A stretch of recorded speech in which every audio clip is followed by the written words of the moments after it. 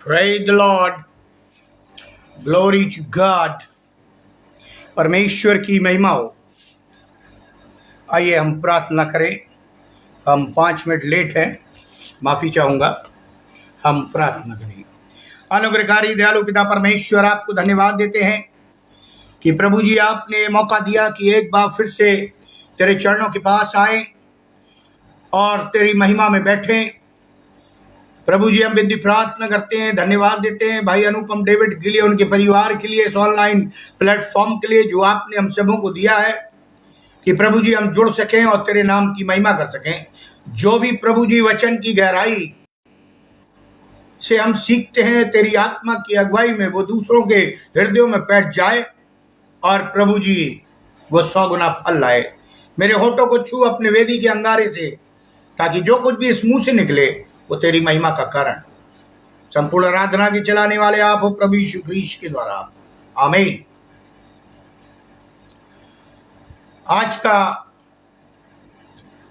विषय है इस्राएल फलस्तीन का जो युद्ध है, झगड़ा है, वो एसाव की भयंकर भूल के कारण। मैं बाइबल में से आपको सिद्ध करता चलूंगा। अभी आप गाजा के ऊपर देख रहे हैं, हमला हो रहा है। मैं कुछ बाइबल से पद आपको देता हूं और पढ़ भी दूंगा ताकि आप मेरे संदेश को समझ सकें। आप निकाल लीजिए सपन्या, उसका 2 अध्याय 4 से 7 पद। सपन्या मैं जल्दी से पढ़ूंगा क्योंकि टॉपिक थोड़ा बड़ा है, लेकिन लिखा है, क्योंकि गाजा तो निर्जर और अश्कलोन उजाड़ हो जाएगा। अशदोद के निवासी दिन दोपहरी निकाल दिए जाएंगे और एक्रोन उजाड़ा जाएगा। यहाँ गाजा शब्द आया हुआ है, जैसा आप देख रहे हैं। फिर मैं दूसरी जगह से पढ़ना चाहूंगा। उत्पत्ति की पुस्तक, उसका 25 अध्याय आप निकाल लीजिए। उत्पत्ति 25 और 19 से 34 पद है, लेकिन मैं केवल आपके लिए पढ़ूंगा 23वां पद, या मैं यूं कह दूं 23वां पद आपके लिए पढ़ूंगा। वहां इस प्रकार लिखा हुआ है, तब यहोवा ने उससे कहा, तेरे गर्भ में 2 जातियां हैं और तेरी कोख से निकलते ही 2 राज्य के लोग अलग अलग हो जाएंगे और एक राज्य के लोग दूसरे से अधिक सामर्थी होंगे और बड़ा बेटा छोटे के अधीन होगा और बड़ा बेटा छोटे के अधीन होगा। और ऐसी में मैं एक और पढ़ देना चाहता हूं, रोमियो की पत्री, उसका 8 अध्याय, रोमियो की पत्री उसका 9 अध्याय और उसके 4 पद से। वे इस्राएली हैं और लेखपालकपन का अधिकार और महिमा और वाचाएं और व्यवस्था और उपासना और प्रतिज्ञाएं उन्हीं की हैं। पुरखे भी उन्हीं के हैं और मसीह भी शरीर के भाव से उन्हीं में से हुआ। सबके ऊपर परमेश्वर युगानुयुग धन्य हो, आमीन। अब ये बातें आप अपने में रखिएगा ताकि जब मैं प्रचार करता हूं तो आपको मालूम। कहां से मैंने बताया आपको, जो हमारा टॉपिक है इस्राएल फलस्तीन का युद्ध एसाव की भयंकर भूल का कारण बन गई। परमेश्वर ने शाप दे दिया। पल भर में मिट गए निर्णय,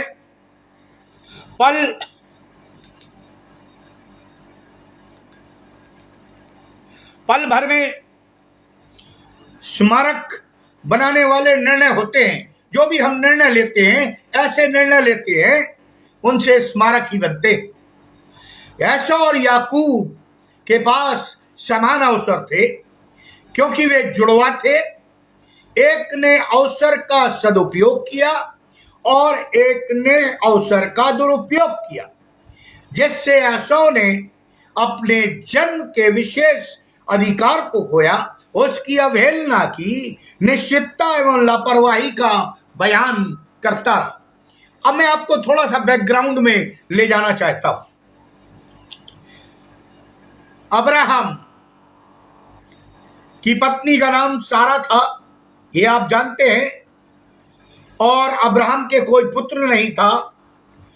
दक्षिणवासी या दमिश्कवासी, जैसा बाइबल बताती है उत्पत्ति 15:2 में, कि जब उसका पुत्र नहीं था तो उसने एलिएजर उसका उत्तराधिकारी होगा, ऐसा बाइबल कहती है। उसने सोच लिया। किसने? अब्राहम ने। यानी कसदियों ऊर, बाइबल कहती है कि ये 400 वर्षों तक गुलामी में रहेंगे। जैसा आपको मालूम है 430 वर्ष तक गुलामी में रहे। उत्पत्ति 15:13 पढ़ लीजिएगा। और जब सारा के कोई पुत्र नहीं हुआ तो सारा ने अब्राहम से कहा, तू मेरी दासी को ले ले, जो हाजरा है, जो मेरी दाई है, तेरी दाई है, जो मेरे लिए काम करती है। और जब वो उसके पास गया तो उससे इस्माइल उत्पन्न हुआ। अभी इसहाक उत्पन्न नहीं हुआ, इस्माइल उत्पन्न हुआ।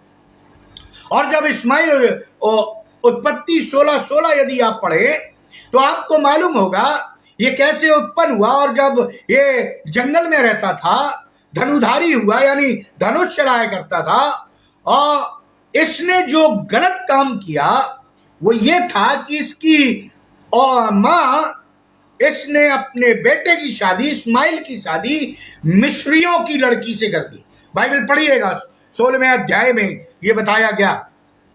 जब इस्माइल हुआ उस समय अब्राहम की उम्र बाइबल में 86 वर्ष की बताई गई। अब इस्माइल का अर्थ होता है ईश्वर सुनने हारा। कैसे बचा लिया गया, कैसे इसको घर से निकाल दिया। सारा ने कहा था इसको निकाल दो, और फिर जब निकाला गया वो बात की कहानी है, लेकिन मैं अभी उस पर आ रहा हूं। यानी उसके बाद यदि आप गलतियों 4:22 पढ़े तो आपको मालूम होगा।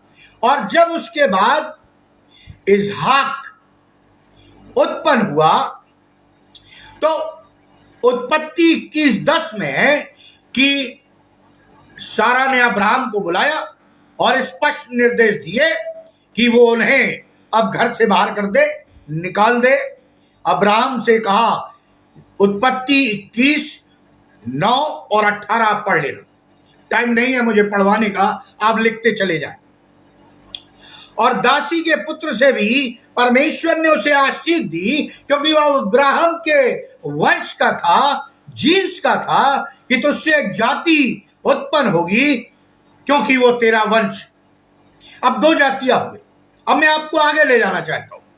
इस्माइल की वंशावली में जो अब्राहम और हाजरा की थी, इसमें भी 12 पुत्र उत्पन्न हुए, जो 12 गोत्र के समान हुए, जो 12 कुल हुआ। इसी के नाम से 12 गांव बसाए गए जो बाइबल में पाए जाते हैं, और 12 ही प्रधान वो लड़के हुए। अब ये जो इनको परमेश्वर ने जगह दी थी, वो हबीला से सूर तक की जगह दी थी। उत्पत्ति 25:12 से 15 पढ़ लीजिएगा। और जो मिस्र देश के सम्मुख अश्शूर के मार्ग की थी, ये इनकी भूमि थी जो परमेश्वर ने इन्हें दी थी। अब इसहाक की वंशावली में हम जल्दी से जाते हैं। जो अब्राहम और सारा से हुआ, उत्पत्ति 25:19 इस बात की गवाही देता है। जब इसहाक और रिबका को पुत्र हुआ, यानी रिबका गर्भवती हुई, तो लिखा है उसके पेट में जुड़वा थे और वो आपस में लड़ने और मारने लगे। तब वो अपने परमेश्वर के पास गई, और वर्ष 25-23 में आप पढ़ लेना। तब परमेश्वर ने कहा, तेरे घर में 2 जातियां हैं, 2 राज्य हैं। एक राज्य दूसरे राज्य से अधिक सामर्थी होगा, और बड़ा बेटा छोटे के अधीन होगा। अब इस्माइल बड़ा हो गया यहां, और जो यहां पर इसहाक है वो छोटा हो गया। यहां देखिए, अब जो 2 जातियां हैं, इसहाक और रिबका के पेट में एक एसौ है और एक याकूब है। अब एसौ बड़ा है, लेकिन आपको मालूम है उसने भयंकर गलती कर दी, और तब परमेश्वर ने ये पहले से भविष्यवाणी थी कि तेरा बड़ा बेटा छोटे के अधीन रहेगा, यानी एसौ जो है वो इस्राएल यानी याकूब के अधीन होगा। मैं अभी नहीं बताऊंगा, मैं अगले संदेश में बताऊंगा कि ये युद्ध क्यों हो रहा है, क्यों चल रहा है। केवल मैं बता दूं, ये भयंकर भूल के कारण परमेश्वर ने एक व्यक्ति को आशीषित किया और दूसरे को शाप दिया। बाइबल में लिखा है, जब तुम ये होते देखो तो घबरा ना जाना। अब जन्म का विशेष अधिकार, ऐसा बड़ा था, जन्म के विशेष अधिकार में शामिल होता है परिवार के अंतर्गत कुछ निश्चित लाभ होते हैं, विशेष सौभाग्य होता है, उत्तरदायित्व इत्यादि का अपनापन होता है, अधिकार होता है। जन्म का विशेष अधिकार प्रथम जात संतान के लिए एक सम्मान की बात थी, और इसलिए बाइबल में परमेश्वर ने कहा था, इस्राएलियों को नियम दिया था कि जब भी पहलौठा हो तो तुम उसे अपने यहोवा के लिए या परमेश्वर के लिए जीवित बलिदान करके चढ़ा देना या अर्पण कर देना। और यही प्रथा आज मसीहों में भी लागू है, जो आजकल के मसीही नहीं मानते। यूहन्ना 1:12 में लिखा है, जन का विशेष अधिकार प्रभु यीशु मसीह पर विश्वास के द्वारा परमेश्वर की संतान बन जाने के समतुल्य था, समतुल्य। अब इनमें 4 विशेष आशीषें मिलती, यानी जिसका जन्म पहला हुआ है, जो पहलौठा है, चाहे वो लड़की हो या लड़का हो, परमेश्वर ने उन्हें आशीषित किया है। बहुत ध्यान से सुने, पहली बात जो उन्हें आशीष मिलती है वो है लीडरशिप की, अपनत्व की, नेतृत्व की। जन का विशेष अधिकार एक संयुक्त विशाल परिवार में नेतृत्व करने का उसे अवसर प्रदान करता है परमेश्वर। जब हम मसीह के पास आते हैं, हम पृथ्वी की ज्योति और पृथ्वी के नमक हैं, जैसा बाइबल में बताया गया है। संसार अंधेरे में है और लोग इस संसार के सरदार के द्वारा अंधे बना दिए गए हैं। ज्योति की संतान से अपेक्षा की जाती है, हम मसीहों से अपेक्षा की जाती है कि समाज का नेतृत्व करें, अपनी कलीसिया को आत्मिकता में बढ़ाएं। मसीह इस पृथ्वी का राजा है, क्योंकि हमारे इर्द गिर्द दृष्टिहीन या दृष्टि रहित है। परमेश्वर ने हमारे लिए समाज के नेतृत्व की भूमिका हर पहलौठे को दी है। हमें समाज में परामर्शता यानी काउंसलिंग, सलाहकार, गाइडेंस और प्रवृत्ति निवारण और अग्रगामी या प्रतिपालक की भूमिका निभाना है। यह पहली आशीष है लीडरशिप की। इसलिए आप देखेंगे परिवार में जो भी बड़ा व्यक्ति होता है वो लीडरशिप करने लगता है ऑटोमेटिक। ये परमेश्वर की आशीष। दूसरी आशीष परमेश्वर ने पहलौठों को दी है, वो है मीरास। अपने जन्म के विशेष अधिकार को तिरस्कृत करके एसौ ने अपनी मीरास खो दी। प्रथम जात संतान धन संपत्ति के बंटवारे में दुगना अंश पाने की हकदार होती थी, ऐसा बाइबल कह रही। आप पढ़िएगा, यदि किसी परिवार में 5 लोग हैं तो वो हिस्सा या वो संपत्ति और रुपया पैसा 6 हिस्सों में बांटा जाता था। 5 तो बांट दिया जाता था सब में, लेकिन जो एक हिस्सा अधिकार था वो था परमेश्वर के द्वारा ठहराया गया पहलौठे का, और इसलिए जो पहलौठा था उसे डबल मिलता था। मसीह होने के नाते हमारी मीरास दुगनी। हम यहां भी आशीष पाते हैं, और यानी शारीरिक में और यहां पृथ्वी पर और स्वर्ग में भी आशीष पाएंगे, यानी दोहरी आशीष। महिमा पाने की निश्चितता है। इस संसार में हमें आनंद, शांति, परमेश्वर की अन्य संतानों के साथ ही स्वर्गीय स्थानों में प्रभु यीशु मसीह के द्वारा तैयार निवास भी हमें मिलता। यूहन्ना 14 अध्याय पढ़ ले, मैं तुम्हारे लिए जगह तैयार करने जाता हूं। दूसरे पद में लिखा हुआ है, यदि हम संतान हैं, रोमियो की पत्री उसका 8 अध्याय 1 पद कहता है, यदि हम संतान हैं तो उत्तराधिकारी, जबकि हम वास्तव में उसके साथ दुख उठाते हैं कि उसके साथ महिमा भी पाएंगे। ये दूसरा अधिकार या आशीष परमेश्वर ने पैलोठों को दी। तीसरी जो आशीष पैलोठों के लिए थी वो था याजकपन। ऐसो के काल में हारून की याजकीय प्रतिष्ठा एवं स्थापित नहीं हुई थी, यानी उस समय कोई भी याजक नहीं था। उन दिनों में परिवार का मुखिया ही परिवार का याजक होता था। बहुत ध्यान से सुनिए, उस समय परिवार का मुखिया ही परिवार का याजक होता था। यही कारण था कि अय्यूब ने भी अपने परिवार का याजक होने के नाते बलिदान चढ़ाया था। अय्यूब उसका 1 अध्याय 5वें पद में इस बात की गवाही। याजक होना एक सौभाग्य की बात थी। संभवतः एसाव का झुकाव याजक बनने की ओर नहीं था और ना ही रहा होगा, इसलिए उसने अपने जन्म के अधिकार का तिरस्कार किया।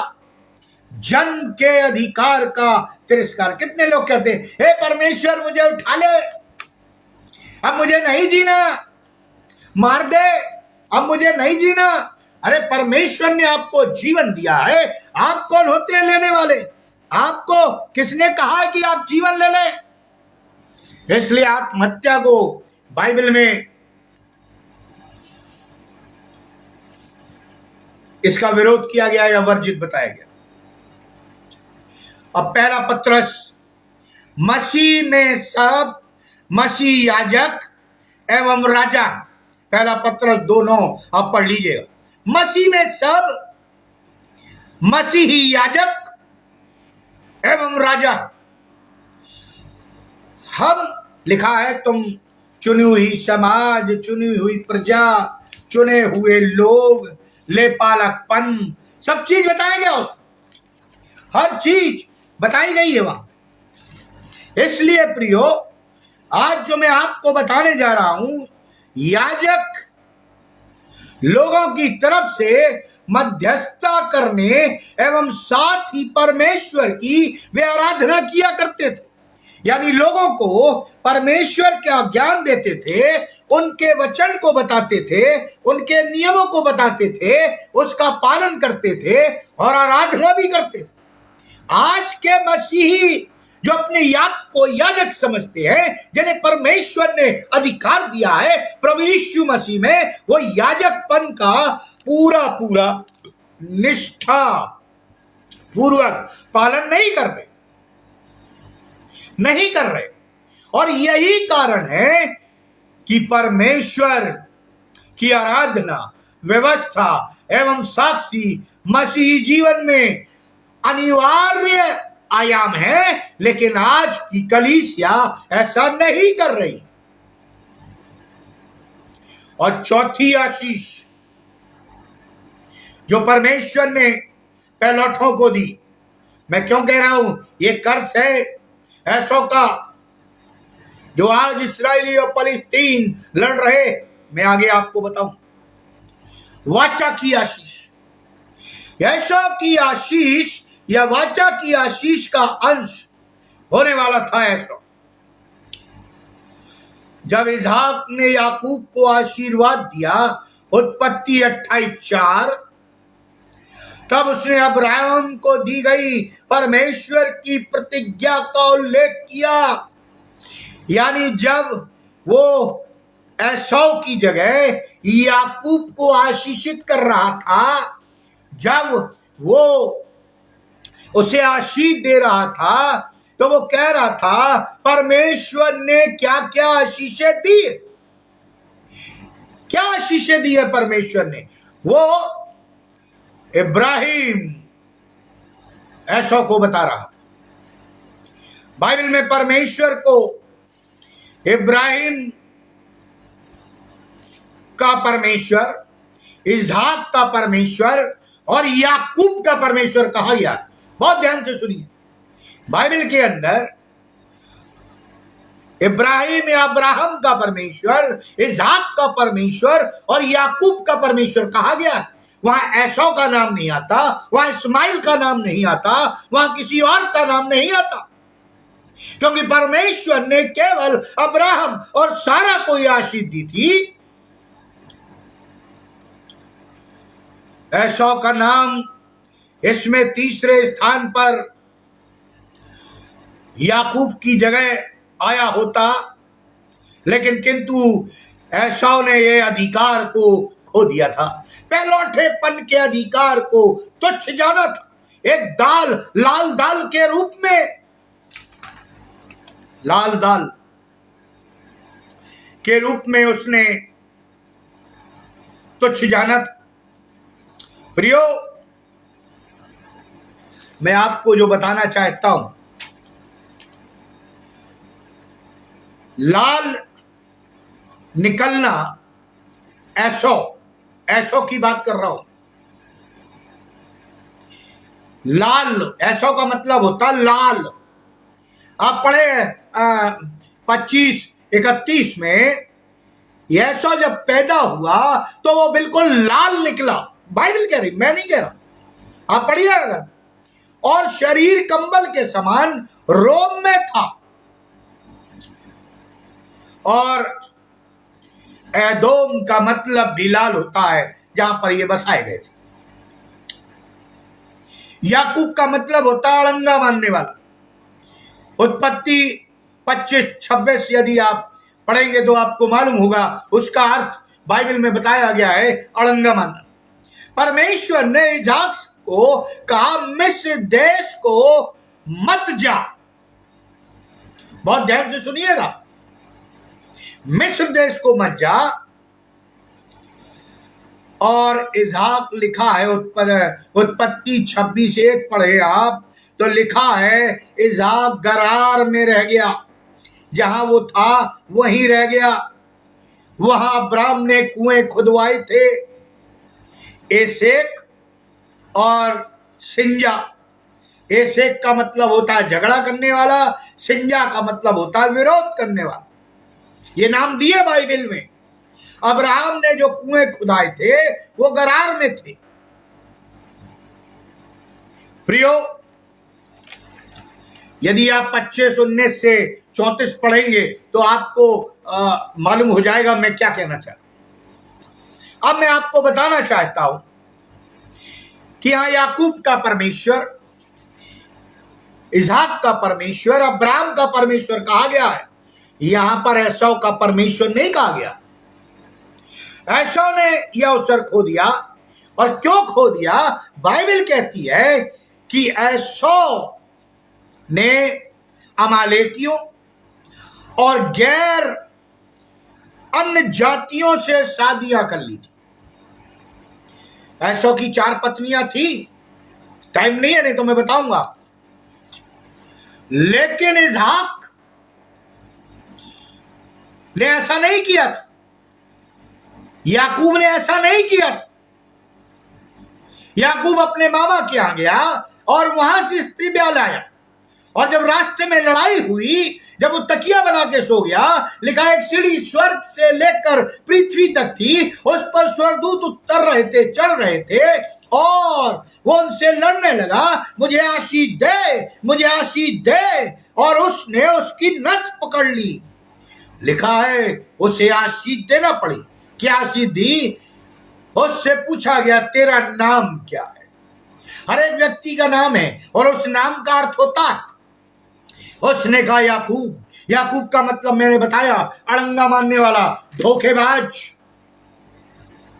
तब उसने कहा, प्रभु के दूत ने, आज से तेरा नाम इस्राएल होगा और तू अपने पहलौठे पर का अधिकारी होगा या उस पर राज्य करेगा। देखिए, प्रभु यीशु मसीह के साथ जो वाचा बांधी गई उसका एक अंग है कि उसके लहू में मोहर की गई है। लूका 22:20 कहता है, मसीह में हम समझ स्वर्गीय आशीषों के भागीदार हैं। हम मसीही लोग जो प्रभु यीशु मसीह पर विश्वास करते, परमेश्वर की प्रतिज्ञाएं प्रभु यीशु मसीह में हाँ है। दूसरा कुरिन्थियों उसका 1 अध्याय 20 पद इस बात की साक्षी देता है। अब सवाल उठता है, जो युद्ध चल रहा है उसका क्या कारण है? उसका यही कारण है कि एसौ ने अपने पहलौठेपन को खो दिया है और छोटा व्यक्ति या छोटा भाई अब उसका उस पर अधिकार जमाएगा। एसौ की विफलता के बारे में 3-4 बातें मैं आपको बताना चाहता हूं। नंबर 1, उसमें विश्वास का अभाव था। एसौ निपुण एवं योग्यताओं से पूर्ण व्यक्ति था, जबकि याकूब तंबुओं में रहता था। यानी ऐसा प्रतीत होता है एसौ का घर था, पक्का मकान होगा, पक्के कुएं थे, संपन्न था, पैसे वाला था, शिकारी था, लेकिन याकूब तंबुओं में रहता था। तब एसौ एक दुस्साहसकार करने वाला, भोजन के लिए जंगली पशुओं का शिकार करने वाला व्यक्ति था, यानी बलिष्ठ था, किंतु उसमें विश्वास की कमी थी। उसमें विश्वास की कमी थी। दुनिया की समस्त वस्तुएं होने के बावजूद यदि हम में विश्वास की कमी है तो हम कुछ भी नहीं। बाइबल कहती है, यदि मनुष्य सारे संसार को प्राप्त कर ले और अपने प्राण को खो दे तो उसे क्या लाभ? मनुष्य अपने प्राण के बदले क्या होगा या क्या देगा खुदा को? यानी एसौ में विश्वास की कमी थी। कहीं ऐसा तो नहीं प्रभु ने हमें भी लेपालकपन का, पहलौठे का अधिकार दिया है? कहीं हम अविश्वास के तौर पर उसे खो तो नहीं रहे? हमें कलीसिया दी है, हमें लोग दिए हैं, हमें नाना प्रकार की सेवकाई दी है। कहीं इस पहलौठेपन को हम अविश्वास के कारण खोते तो नहीं जा रहे? दूसरी बात, एसौ का जीवन परमेश्वर रहित था।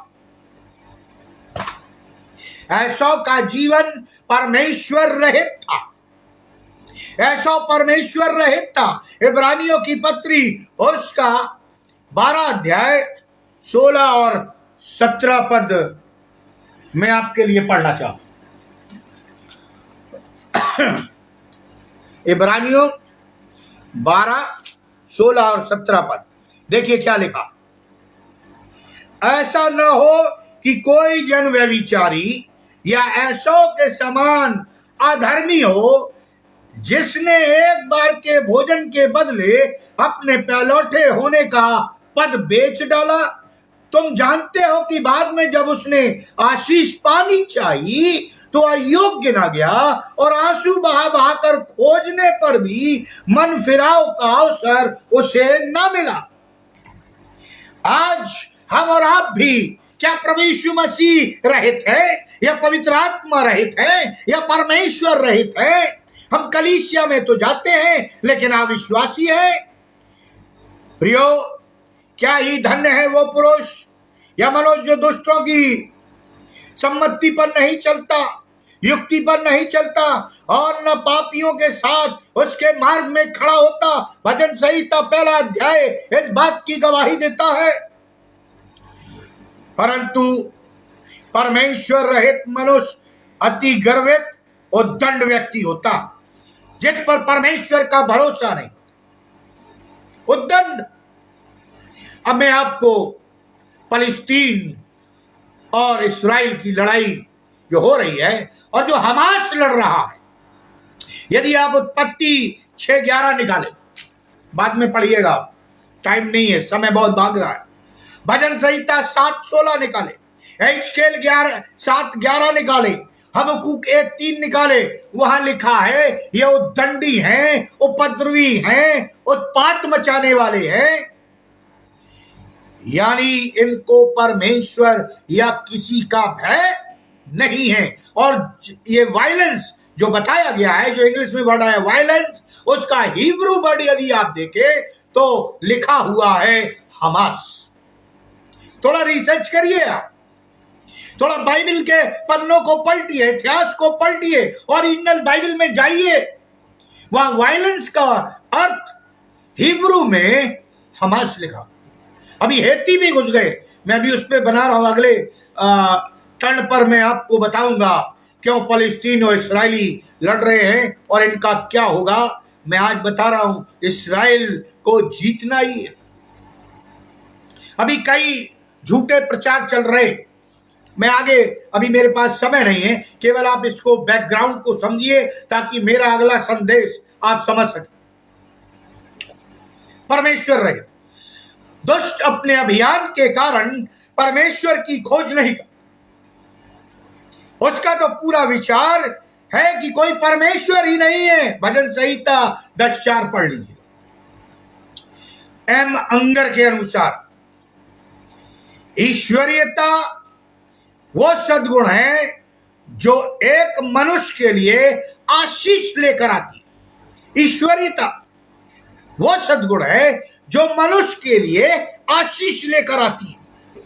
ईश्वरीय धार्मिकता एवं पवित्रता है, किंतु ऐसा परमेश्वर रहित था, इसलिए ऐसा व्यवहार कर रहा था कि मानो परमेश्वर का अस्तित्व ही नहीं है। आज जो हमास कर रहा है वो यही है, और इसलिए इस्राएल जो याकूब के द्वारा, याकूब का नाम बदलकर इस्राएल रखा गया, उस पर अधिकार जमाए, ये इसलिए हो रहा है। ये परमेश्वर की भविष्यवाणी है। लोग राजनीति में पड़े हुए हैं, लोग बता रहे हैं ये हो रहा है, वो हो रहा है, लेकिन ये लड़ाई की जड़ तो रबिका के पेट से प्रारंभ हो गई, अब्राहम से ही प्रारंभ हो गई।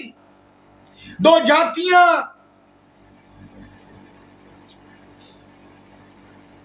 प्रियो, उसके विचारों एवं इच्छाओं में परमेश्वर के लिए कोई जगह नहीं। जो उन्हें सहायता कर रहे हैं वो उनको भी मार रहा है, जो उन्हें मार रहे हैं उनको भी मार रहा है, जो उन्हें छेड़ भी नहीं रहे तब भी मार रहा है। तो आप समझ सकते हैं हमास का मतलब क्या है। हिब्रू में पढ़ लीजिएगा। तीसरी बात, जन के विशेष अधिकार का ऐसो ने तिरस्कार किया। ऐसो ने अपने जन के आविष्कार का, विशेष अधिकार का तिरस्कार कर दिया। कई लोग कहते ना, हमें क्यों पैदा किया, माँ बाप को बोलते हैं ना, कभी ना बोलना। ऐसा तिरस्कार मत करना कि परमेश्वर नाराज हो जाए। कई कहते परमेश्वर दुआ करते, मुझे उठा ले, मुझे मार दे। अरे परमेश्वर ने तुम्हें इस पृथ्वी पर भेजा है, उसका कुछ पर्पस है, उसका कुछ प्लान है, अपने राज्य को बढ़ाने के लिए, इस्राएलियों के लिए प्रार्थना करने के लिए, परमेश्वर की महिमा करने के लिए, अन्य जातियों को प्रभु के राज में लाने के लिए। और हम कहते हैं हमें मार दे, हमें उठा ले, हमें जीना नहीं है। तिरस्कार। उत्पत्ति 25:34 कहता है उसने उसके विशेष अधिकार एवं उत्तरदायित्व को समझना जरूरी, किंतु उसे तिरस्कार कर दिया, यानी जरूरी नहीं समझा उसने। यद्यपि की बाद में बाइबल कहती है वो बहुत निर्णय लेता है, खेदित होता है, रोता है, आंसू बहाता है, लेकिन उसका उद्धार नहीं होता। इब्रानियों जैसा मैंने पढ़ा 12 अध्याय 16 और 17। आज परमेश्वर ने, त्रिएक ईश्वर ने हमें इस पृथ्वी पर भेजा है कि हम प्रभु की महिमा करें, परमेश्वर की बड़ाई करें, पवित्र आत्मा का सम्मान करें, कलीसिया में उपस्थित होकर उसकी आराधना और स्तुति करें। हम किस ओर जा रहे हैं? आज कलीसिया कहाँ जा रही है? कलीसिया के मेंबरान कहाँ जा रहे हैं? कलीसिया के याजक कहाँ जा रहे हैं जो अपने आप को याजक कहते हैं? उनका अस्तित्व क्या है? उनका नेचर क्या है? लेकिन ऐसो पछताया, लेकिन बहुत देर हो गई थी। मुझे याद है एक कहानी जो सच्ची है, मैं पढ़ रहा था कि एक पास्टर साहब के पास एक पियक्कड़ आया, दारू पीने वाला, और उनसे पैसे मांगने लगा। मुझे दारू पीना है, मुझे पैसे दीजिए। और पास्टर साहब उसके लिए कई दिनों से दुआ कर रहे थे कि आदमी सुधर जाए। पास्टर साहब को मालूम था यदि वो नहीं देंगे तो ये मारपीट करेगा, गाली गलौज करेगा।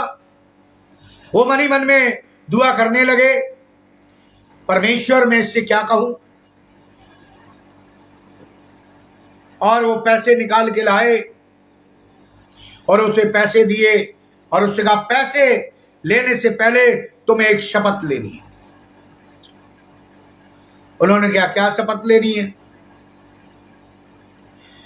आप ये शपथ लेके जाओ कि तुम कभी दोबारा शराब नहीं पियोगे, और पैसे दे दिए।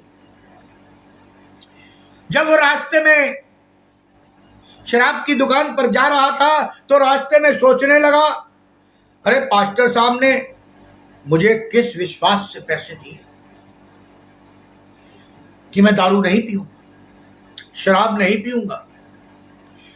उसने मम पीड़ा में लौट कर आया, बेचैन हो गया और वह पैसे पास्टर साहब को लौटा दिए, पश्चाताप किया और उसका हृदय परिवर्तित। कहने का मतलब है कभी कभी हमारे पास ऐसे व्यक्ति आते हैं जिनके लिए हम कुछ करना नहीं चाहते, चाहे वो अन्य जाति हो चाहे मसीह हो। हम अपना निर्णय ले लेते हैं, प्रियो परमेश्वर को, पवित्र आत्मा को उनको अपना काम करने दो। और लिखा है वो परमेश्वर रहित जीवन जी रहा था। आज कई मसीह है जो परमेश्वर रहित जीवन जीते, यीशु मसीह रहित जीवन जीते, पवित्र आत्मा रहित जीवन जीते। और आप जानते हैं उनके साथ क्या हो रहा है? कलीसियाएं बर्बाद हो रही, नाना प्रकार के लड़ाई झगड़े। अगली बात जो ऐसो की विफलता का कारण बना, अनंत परिप्रेक्ष्य का अभाव। ऐसो ने केवल वर्तमान के लिए किया, भविष्य के प्रति सिर्फ थोड़ा ही विचार। हम भी कहते ना, अरे किसने देखा स्वर्ग, अरे कौन जा रहा है, किसका नाम जीवन की पुस्तक में, ऐसे ही प्रचार होता रहता। उसने अंदाजा लगाया कि वो मर रहा था, अतः उसके जन्म के विशेष अधिकार का उसके लिए मूल्य कुछ नहीं था। इस विश्वास रहित एवं निराशा रहित मनोवृत्ति के साथ उसने जन्म के विशेष अधिकार की लापरवाही कर दी और उसे बेच दिया। एक लाल दाल के कटोरे के कारण बेच दिया। लेकिन अब मैं आपको याकूब की तरफ ले जाता हूं। क्यों याकूब आशीषित? याकूब की इच्छा और अभिलाषा, याकूब परमेश्वर की प्रतिज्ञाओं व वाचा के विषय बड़ा उत्सुक रहा होगा, ऐसा मेरा विश्वास। जब जब भी उसके परिवार में इस विषय पर वार्तालाप हुआ होगा, याकूब के जन्म के विशेष अधिकार को ग्रहण करने में उसने एसौ के अधिकार को समझ लिया। रबेका बहुत अच्छी तरह जानती थी कि वो क्या मांगने जा रही। तरीका हो सकता गलत हो, लेकिन जो परमेश्वर ने ठहरा दिया उसे और हम और आप उसे कैंसिल नहीं कर सकते। हाँ, परमेश्वर के निर्णय को बदल सकते हैं। यदि हम आंसुओं के साथ रोए तो परमेश्वर अपने निर्णय को बदल देता। प्रियो, उसकी तीव्र आकांक्षा थी अभिलाषा थी, वो शालीन था, उचित कार्य करता था। हो सकता है उसका तरीका गलत था, लेकिन रबेका यानी वो अपनी मां के पास बैठकर व्यवस्था सीखता था और उसी का उसने लाभ उठाया।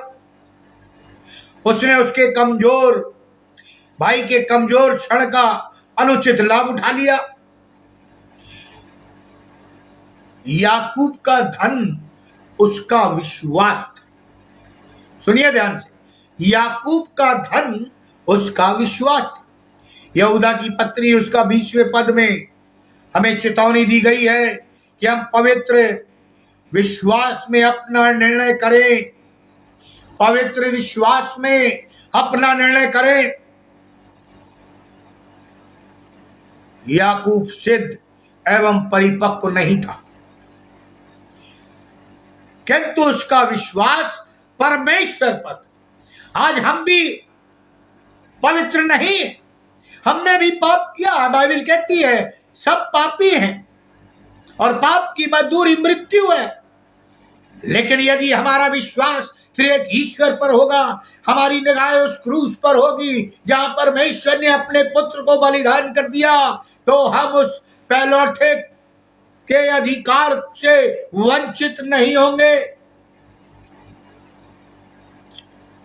मत्ती रचित सुसमाचार उसका 12 अध्याय 20 पद कहता है, परमेश्वर धुआं देती हुई बत्ती को नहीं बुझाता। पढ़ लेना, परमेश्वर धुआं देती बत्ती को नहीं बुझाता। यदि हमारे विश्वास में थोड़ा सा भी धुआं है, परमेश्वर उसे मरने नहीं देगा, बुझाएगा नहीं, बल्कि वो आत्मा की आंधी चलाएगा, दानों वरदानों की आंधी चलाएगा।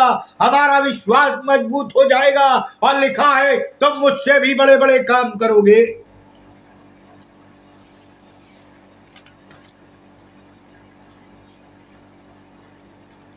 जैसा मैंने बताया, इसाक छोटा था और इस्माइल बड़ा था। यहां पर एसौ, याकूब छोटा है, एसौ बड़ा है। दोनों जनरेशन को समझिए, तब मेरा अगला संदेश आप समझ पाएंगे। और बाइबल में स्पष्ट लिखा हुआ है, क्या लिखा हुआ है? लिखा है कि छोटा पुत्र बड़े पर अधिकार करेगा, उसका अधिकारी होगा। प्रियो, मैं एक बार फिर से पढ़ देना चाहता हूं। निकाल लीजिए सपन्या, थोड़ा सा मैं टच करूंगा। 4 पद निकाल लीजिए, दूसरे अध्याय। क्योंकि गाजा, अभी लड़ाई चल रही है गाजा में, तो निर्जन और अश्कलोन उजाड़ हो जाएगा। अब ये परमेश्वर ने भविष्यवाणी में सपन्या के द्वारा उस जगह के लिए भविष्यवाणी कर दी। अश्दोद के निवासी दिन दोपहरी निकाल दिए जाएंगे और एक्रोन उजाड़ा जाएगा। अब आप इसको बाइबल के नक्शे में जाइए। बहुत तेजी से समय का पता ही नहीं चला, निकल गया। बाइबल के नक्शे में जाइए तो आपको मालूम हो जाएगा इनके नाम थोड़े बदल गए, इनके नाम बदल गए। और इसलिए मैं अगली बार बता दूंगा क्या क्या नाम है इनके और कैसा कैसा है, तो आपको मालूम होगा। उत्पत्ति 25:23 पद। तब यहोवा ने उससे कहा, तेरे गर्भ में 2 जातियां हैं और तेरी कोख से निकलते ही 2 राज्य के लोग अलग अलग होंगे। जातियां भी है और राज्य भी है, और एक राज्य के लोग दूसरे से अधिक सामर्थी होंगे। तो कौन से राज्य के लोग होंगे? और बड़ा बेटा छोटे के अधीन होगा। बड़ा बेटा, अब चाहे इस्माइल और इसहाक की बात कर ले या एसौ और याकूब की बात कर ले, इस्राएल की बात कर ले, बड़ा बेटा छोटे के अधीन होगा। और यही हो रहा है। हम परमेश्वर के द्वारा जो आशीषें दी गई, शाप दिए गए, उसे टाल नहीं सकते। और इसलिए लिखा है कि हमें इस्राएल के लिए प्रार्थना करनी है। प्रार्थना कितने मसीही लोग प्रार्थना करते? प्रियो, मैं आगे बताऊंगा 2 प्रकार के इस्राएल अगले संदेश और झगड़ा। केवल मैं इतना बताना चाहता हूं, परमेश्वर ने सब कुछ बाइबल में लिख दिया है। और बाइबल कहती है जब तुम इन बातों को होता देखो तो घबरा न जाना। आपको लग रहा है सारे 57 कंट्री एक हो गए, आपको लग रहा है नाना प्रकार की चीजें हो रही हैं, अब क्या होगा? बाइबल कहती है घबरा न जाना। मत्ती रचित सुसमाचार उसका 24 अध्याय, मत्ती 24 अध्याय यदि आप पढ़ें तो लिखा है, यीशु ने उनको उत्तर दिया, सावधान रहो कोई तुम्हें ना भरमाने पाए, क्योंकि बहुत से ऐसे होंगे जो मेरे नाम से आकर कहेंगे मैं मसीह हूं और बहुतों को भरमाएंगे। तुम लड़ाइयों की चर्चा सुनोगे तो घबरा ना जाना। 24वें पद के 6वें पद को पढ़ रहा हूं। तुम लड़ाइयों की चर्चा सुनोगे तो घबरा ना जाना, क्योंकि इनका होना आवश्यक, परंतु वो समय अंत न हो। कई लोग प्रचार कर रहे हैं हम अंत के अंत में हैं। बाइबल तो कह रही है उस समय अंत नहीं होगा, क्योंकि जाति पर जाति और राज पर राज चढ़ाई करेगा और जगह जगह अकाल पड़ेंगे, भूकंप होंगे। ये सब बातें पीड़ाओं का आरंभ होंगी। तब वे क्लेश देने के लिए तुम्हें पकड़वाएंगे, तुम्हें मार डालेंगे, और मेरे नाम के कारण सब जातियों के लोग तुमसे बैर रखेंगे। सब जाति के लोग। आज क्या हो रहा है? प्रभु यीशु मसीह का प्रचार नहीं कर सकते, बैंड हो रहा है। जाति हमारे विरोध में, अरे ये क्या यीशु करता है, अरे क्या ये मसीह लोग हैं, क्या प्रचार करते हैं, ये तो कन्वर्ट करते हैं। प्रियो, मैं जो बताना चाहता हूं वो ये है कि परमेश्वर ने अपने बाइबल में ये छाप लगा दी है, पवित्र आत्मा की अगुवाई में यह लिखी गई है। ये परमेश्वर का जीवित वचन है, इसे कोई टाल नहीं सकता। लड़ाइयां होंगी, सुसमाचार पर बैंड होगा। लिखा है लोग तुम्हें सताएंगे मेरे नाम के कारण, लेकिन तुम्हें क्या करना है? धीरज धरना है, क्योंकि बड़ा बेटा छोटे के अधीन हो जाए। कितना बुरा लगता है जब बड़ा छोटे के अधीन हो जाए। लेकिन क्यों हुआ, इसका भी तो कारण मालूम होना चाहिए। आज जो अधिकार इस्राएलियों को दिया गया था, आज वो हमारे पास। इस्राएली अभी भी पहले मसाया का आने का इंतजार कर रहे हैं, और हम सेकंड कमिंग मसाया का इंतजार कर रहे हैं। प्रियो, हम अपने आप को प्रभु यीशु मसीह के लिए समर्पित कर दे, अपने शरीर को जीवित बलिदान करके चढ़ा दे। लड़ाइयां होंगी, लोग हमें सताएंगे, मारेंगे, तो क्या हम प्रचार करना बंद कर दें? क्या हम प्रार्थना करना बंद कर दें? क्या हम चर्च में जाना बंद कर दें? क्या हम सुसमाचार सुनाना बंद कर दें? फिर हम किस काम के मसीह? लिखा डरपोक स्वर्ग के राज में नहीं जाएंगे। डरपोक।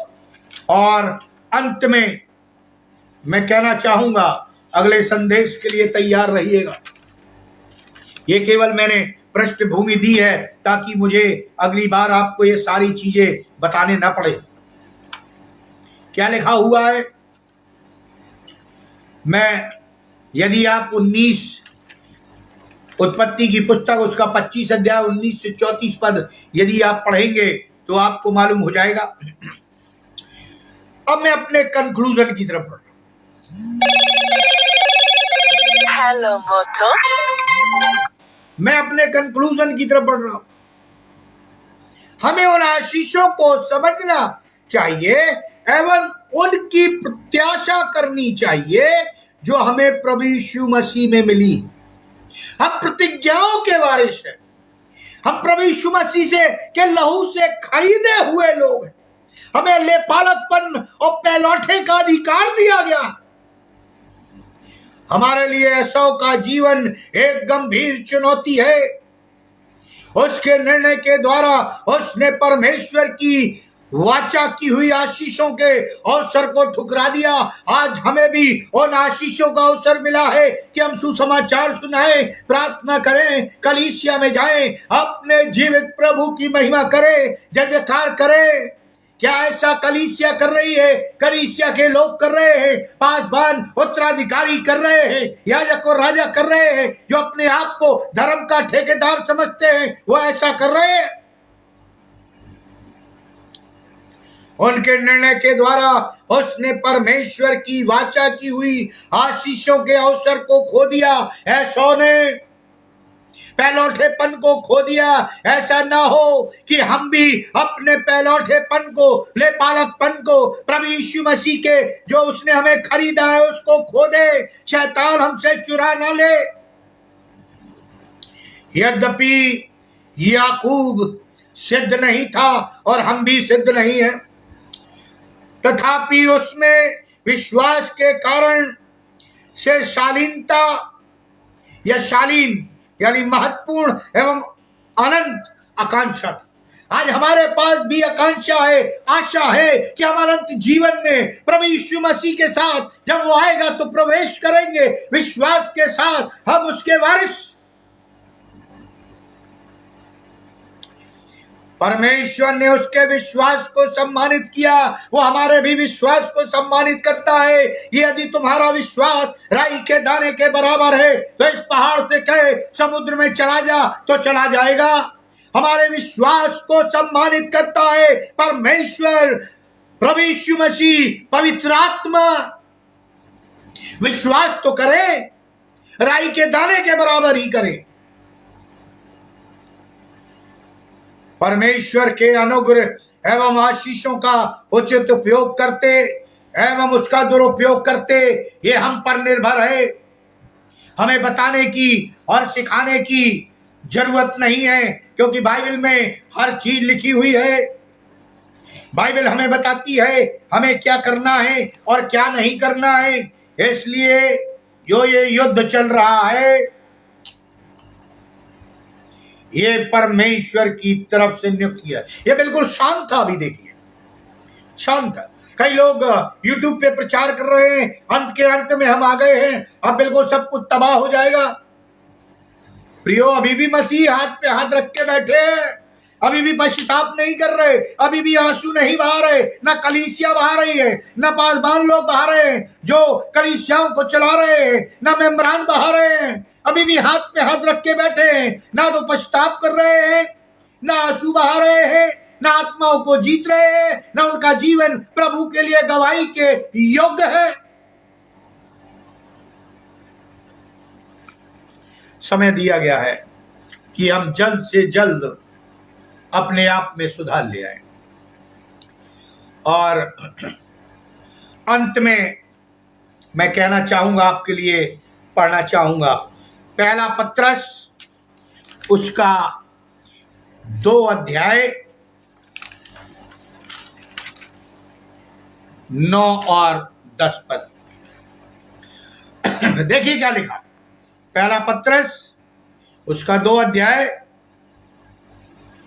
9 और 10 पद। पर तुम एक चुना हुआ वंश, आज मसीहों की बात कर रहा हूं मैं, बॉर्न अगेन की बात कर रहा हूं मैं, जो कलीसियाओं में चर्च में जाकर आराधना करते हैं उनकी बात कर रहा हूं मैं, जो प्रभु यीशु मसीह के उस लहू से खरीदे हुए लोग हैं उनकी बात कर रहा हूं मैं।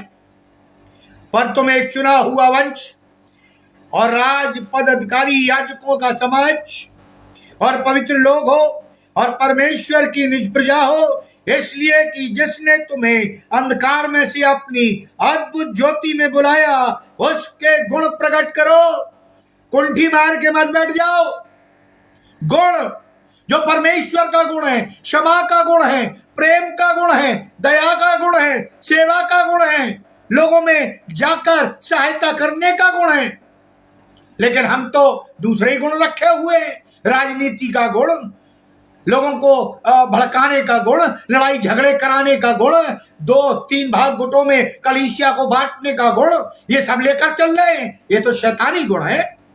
10वां पद क्या कहता है? तुम पहले तो कुछ भी नहीं थे, पर अब परमेश्वर की प्रजा हो। तुम पर दया नहीं हुई थी, पर अब तुम पर दया हुई है। प्रियो, आज परमेश्वर ने हम पर दया की और हमें चुन लिया, बुला लिया। हम उसकी महिमा करें, इस्राएल के लिए प्रार्थना करें। और अगले संदेश में बताऊंगा कौन कौन देश इस्राएल से झगड़ा करे। ये बाइबल में लिखा हुआ पूरा। आपको जानकर बड़ी हैरानी होगी। इराक नाश, वहां का लीडर नाश हो गया। आपको मालूम है, अदन की वाटिका आज के नक्शे के अनुसार इराक में थी। खैर ये मेरा विषय नहीं है, मैं अगले उसमें बताऊंगा, केवल टच कर। गाजा पूरा नाश कर दिया जाएगा, ये सपन्या 2-4 बता रहा। अशलोन उजाड़ दिया जाएगा, ये बाइबल में लिखा हुआ। यूक्रेन, एक्रोन तबाह कर दिया जाएगा, ये बाइबल में लिखा है। क्योंकि हरमगदोन की लड़ाई लड़ने को परमेश्वर आएगा और उससे पहले कलीसिया उठा ली जाएगी। ग्रेट ट्रिबुलेशन से कलीसिया उठा ली जाएगी। 1,44,000 यहूदी बचा लिए जाएंगे। यहूदी की जनसंख्या ज्यादा नहीं, आप पढ़ते होंगे, छोटा सा देश है, जनसंख्या कम है, और उसमें से भी 1,44,000 लोग ही बचाए जाएंगे। मैं आगे बताऊंगा ये कैसे होगा। प्रियो, प्रार्थना करें। कोई कैप्शन में प्रेयर के लिए डाल रहा है, हम उनके लिए भी प्रार्थना करें कि परमेश्वर उनकी प्रार्थनाओं का उत्तर दे और हम प्रभु की महिमा में अपने आप को अर्पित कर दे, ताकि हम ऐसों के समान ना हो कि हमारा अधिकार जो अनंत जीवन का है वो शैतान हमसे छीन ले और हम नरक की आग में झोंक दिए जाएं। आइए हम प्रार्थना करें। अनुग्रहकारी दयालु पिता परमेश्वर, आपको हृदय से धन्यवाद देते हैं कि आपने ये मौका दिया प्रभु जी कि हम जाने तूने किसको आशीष दी है और किसको शापित किया है, और युद्ध होगा, लड़ाइयां होंगी, इसकी भविष्यवाणी तूने कई हजार वर्ष पहले कर दी। यहां तक कि जगह, समय, हर चीज बाइबल में बताया गया है। हम तेरा धन्यवाद करते हैं प्रभु जी। जो निवेदन इस कैप्शन में आ रहे हैं प्रभु जी, हम विनती प्रार्थना करते हैं उनके विश्वास के आधार पर प्रभु जी आप उनकी सुधि ले, उनके प्रार्थनाओं का उत्तर दे, क्योंकि विश्वास से ही प्रभु जी हम आगे बढ़ते, विश्वास से ही हम तेरे लिए पालकपन को ग्रहण करते, पहलौठे और उस अधिकार को ग्रहण करते हैं जो तूने अब्राहम को आशीष दी। वही आशीष प्रभु जी हम पर हो, उसी विश्वास के कारण जो तूने अब्राहम से किया था। प्रभु जी, हमारी विनती प्रार्थना है, जो बीमार है, परेशान है, दुखी है, लाचार है, जॉब नहीं हो रहे, शादियां नहीं हो रही, नाना प्रकार की आर्थिक तंगी है, प्रभु जी आकाश के झरोखे खोल कर उन्हें आशीषित करे, ताकि वो फले फूले और तेरे लिए 100 गुना फल लाए। हम यदि प्रार्थना करते हैं प्रभु जी, इस्राएल पर अपनी करुणा और अनुग्रह बरसा, और प्रभु जी उसे अपने पंखों की आड़ में छिपा। लिखा है, लोग राज पे राज मेरे लोग चढ़ाई करेंगे, लेकिन तू यहोवा है, उनकी तरफ से लड़ता है। तूने कई आश्चर्य कर्म किए प्रभु जी, कई प्रकार के वार इस्राएल के साथ हुए, लेकिन वो विजयी हुए क्योंकि तू उनके साथ था। तूने आश्चर्य कर्म किए, भविष्य में भी करना प्रभु जी, क्योंकि बाइबल कहती है उद्धार यहूदियों में से है। हमारा उद्धार यहूदियों में से है। प्रभु तू यहूदी था, हम मुझ पापी पर हम सबों पर दया कर। विनती प्रार्थना करते तेरे दास उदासी के लिए जिन्होंने ये प्लेटफॉर्म तैयार किया है और कई लोग इससे जुड़े हुए हैं। प्रभु जी होने दे, वे घबरा ना जाए, परेशान ना हो, बल्कि प्रभु जी वो इस बात को समझे, बाइबल को पढ़े और प्रभु जी जाने कि तू क्या चाहता है, अंत के समय में क्या होने वाला। हमें डरना नहीं है, हमें तेरे विश्वास में, तेरे लहू की सामर्थ में, पवित्र आत्मा की अगुवाई में, अपने जीवन में, अपने परिवार में, अपने कलीसिया में, अपने लोगों में आगे बढ़ना है, ताकि जब तू आए तो हम सब बादलों पर उठाए जाए प्रभु यीशु क्रीस्त के द्वारा, आमीन। और परमेश्वर पिता का प्रेम, प्रभु यीशु मसीह का लोगों, पवित्र आत्मा की सहभागिता हम सब विश्वासियों के साथ जब तक तू दोबारा आने से ठहरता है, जीवन के अंत तक बनी रहे, आमीन। परमेश्वर आप सबों को आशीष दे। अगले संदेश के लिए ठहरिए। अगला संदेश फलस्तीन और इस्राएल झगड़े की बात करेगा, आमीन।